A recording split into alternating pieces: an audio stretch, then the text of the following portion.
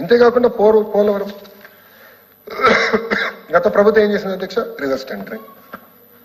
వరద వచ్చింది, డయాఫ్రమ్ వాళ్ళు కొట్టుకుపోయింది. 4 గేట్లు పెట్టి పోలవరం ప్రాజెక్ట్ అయిపోయిందంట. ఏం చెప్పాలండి? వాళ్ళు ఈరోజు కూడా సోషల్ మీడియాలో పెట్టి పోలవరం ప్రాజెక్ట్ అయిపోయిందంట. మళ్ళీ ఎందుకంటే మాకు ఎంత కష్టం? 6.5 కింద 1000 కోట్ల రూపాయలు మనం ఇప్పుడు కేంద్ర ప్రభుత్వం నిధులు ఇచ్చింది. అది కూడా నిర్వాసితులకు అందజేసే అధ్యక్ష 2014-19 మధ్యన దాదాపు 72% పనులు పూర్తి చేశాం. గత ప్రభుత్వం కేవలం 5% పనులు పూర్తి చేసింది అధ్యక్ష. 5%. సభ్యులు లేరు, పారిపోయారు. ఇంకో పక్కన అధ్యక్ష అమరావతి, ఇప్పుడే చెప్పా అమరావతి ఎలా నాశనం అయిందో. కేంద్ర ప్రభుత్వం ఈ రోజు నిధులించింది. మళ్ళీ చెప్తున్నా, it is by way of a grant.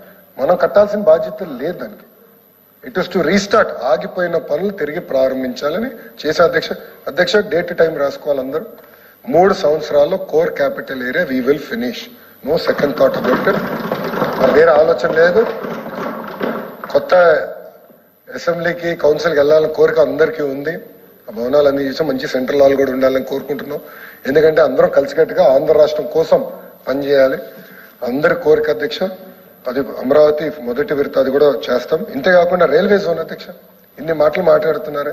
Railway zone కి భూములు కేటాయించలేదు అధ్యక్ష. 5 సంవత్సరాలు భూమి ఇవ్వలేదు అధ్యక్ష. బీజేపీ సిద్ధంగా ఉన్నా, ఇండియా ప్రభుత్వం సిద్ధంగా ఉన్నా భూములు కేటాయించలేదు అధ్యక్ష. ఎంత చూడండి, ఎంత అన్యాయమో చూడండి అధ్యక్ష. మన ప్రభుత్వ అధికారంలోకి వచ్చిన ప్రజాప్రభుత్వ అధికారంలోకి వచ్చిన భూములు కేటాయించాం. ఈరోజు రైల్వే జోన్ ఏర్పాటు కూడా చేసుకుంటున్నాం అధ్యక్ష. ఇంకో పక్కన అధ్యక్ష, మా పవన్ అన్న నాయకత్వంలో ఎప్పుడు లేని విధంగా గ్రామ సభలు జరిగినాయి.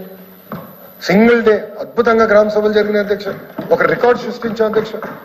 కేవలం రికార్డు కోసం కాదు, పవన్ అన్న నాయకత్వంలో ఈ రోజు సర్పంచ్లు, వైకాపా సర్పంచ్లు అండి లేరు. వీళ్ళు ఎవరు? వైకాపా లేరు. వాళ్ళు వెళ్ళి వాళ్ళ సర్పంచ్లు అడగమనండి.